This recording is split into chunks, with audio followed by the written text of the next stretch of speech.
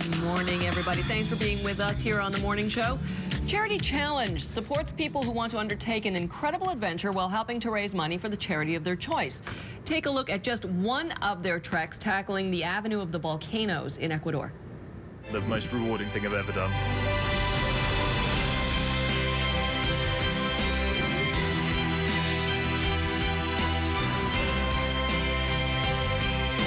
As the sun came up, you had miles and miles of Ecuador to look at. Really beautiful. It was absolutely amazing. Possibly the hardest thing I've ever done in my life. Raised £3,600 and it was the best thing I've ever done. That is just spectacular. And the co-founder and director of Charity Challenge is here now, Simon Albert. Good morning. Good morning. What an interesting idea. So because so many people do want to do these things and they start to, we've all received the email saying I'm going to run or climb or do X. And you can only get to your group of people, or some people just find the whole idea too daunting in the first place. So you step in and help people organize these events? Yeah, we take thousands of people each year overseas to climb Kilimanjaro, trek to Machu Picchu, trek on the Great Wall of China, and we organize the trips. We work with thousands of charities, and we help people with the fitness training, with the fundraising, visas, vaccinations, you know, choosing which trip is the right one for them and so on. Now, do you ever say to people, I don't think you should be doing that?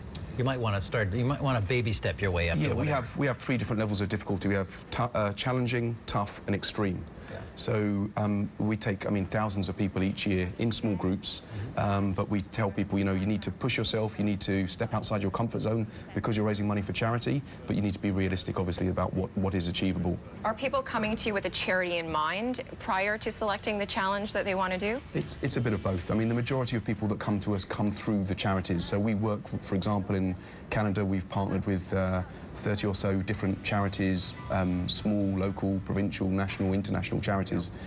They will market the opportunity to their supporters to take part. But we have people coming through the website that just decide they want to do something, and they can do it for their chosen charity. So what's the Coles Notes version of the step-by-step process? So you know, you have this dream to climb Mount Kilimanjaro, or you know, whatever your challenge is. What happens next? Okay, so typically people will decide to do this 10 months to a year in advance.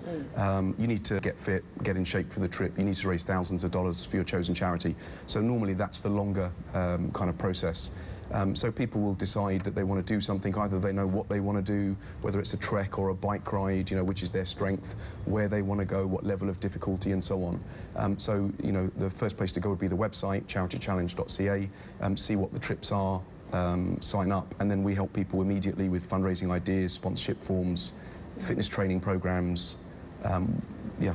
And I guess if you have nobody to go with, does this also help you become part of a group going on this expedition? Yeah, I would say 90% of the people that join alone. Oh, okay. So it may be a husband and wife where one, you know, wants to climb a mountain and the other one doesn't. You wouldn't. That happens a lot. You wouldn't force your partner to take their summer vacation and do something they didn't want to do. So quite often, it's like-minded people. So a group of maybe 20 to 25 people, the majority of whom come alone and choose their chosen charity. Why do you think more people are gravitating towards this as a fundraising initiative? Because it seems incredibly popular that people want these goal-oriented adventure challenges. Or as a vacation even, well, I just think more and more people have shunned 2 weeks on a beach, you know, sunning ourselves for doing something adventurous. And you can tell by my accent, I'm from the UK. My brother has been telling me for about 3 or 4 years, Canadians, you know, are an outdoorsy nation, very philanthropic, and this would be really, you know, popular out here, and I'm gobsmacked. I mean, I've been out 4 times in the last 9 months, and everywhere I've looked, there's triathlons and marathons and climbing mountains within Canada. There just didn't seem to be that support and structure for doing it internationally. But you're a trekker from way, way back. I am myself, yeah. What is it in your temperament? Well, I mean, were you always climbing trees? And I mean, was this in the fix in real early for you? No, I fell in love. I did a trek with the Maasai in Tanzania, maybe 15 years ago, to raise money for charity. And I jumped out of planes and bungee jumped and. Ooh, like bear. You're not as nutty. You're not nutty like bear. Not quite like. But didn't you actually fall in love as well on one of these adventures? I met my wife on one of the trips. Yes. 10 That's years ago. amazing. Yeah, yeah. What are some Was examples? that real attraction, or was that just like lack of oxygen?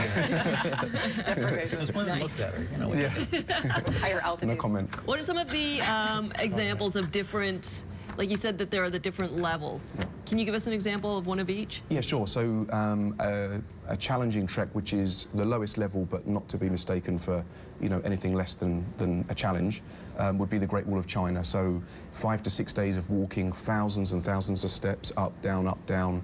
It's completely exposed because obviously it was built to defend China. So when it's hot, it's boiling. When it's cold, it's, you know, there's no protection, no shade. That would be challenging. It's hotels, there's no altitude, and you normally leave and come back on a weekend, so it's only 1 week away from work. Tough would be something like Machu Picchu in Peru. It's camping and it's hotels. It is altitude. It'll be minus temperatures at night in the tent. So, you know, there's you know, certain lack of facilities. And then extreme would be something like the Cotopaxi Avenue of the Volcanoes trip that you just saw, or Kilimanjaro. So that's 8 days of camping, you know, altitude and cold temperatures. What's your next adventure? I don't know. It's yet to be decided. Is there anything left? I have a young family, so I have 3 young boys. So I don't travel as much as I used to. I'm mostly organising and helping others at the moment. Well, if you're interested, check it out. It's called Charity Challenge, and you can go to charitychallenge.ca or morningshow.ca for more information. Simon Albert, thank you so much. Thanks very much. We'll take a short break. We'll be right back. Ooh, that's a good idea.